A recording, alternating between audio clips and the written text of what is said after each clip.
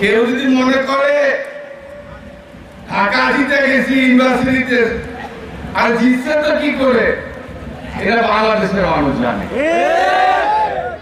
যাদেরকে যারা 15টা বছর আমাদেরকে শোষণ করলো, আমাদের উপর হামলা করলো, আমাদের উপর গুলি চালালো, আমাদের জীবন থেকে বছরের পর বছর, মাসের পর মাস আমাদের জীবন থেকে কেড়ে নিল, ওই আওয়ামী লীগের সঙ্গে আতাত করে। আমরা কি এগুলো বুঝি না? বাংলাদেশের মানুষ বুঝে না? আপনারা আওয়ামী লীগ আর জামাতে ইসলাম এখন একাকার হয়ে গেছে।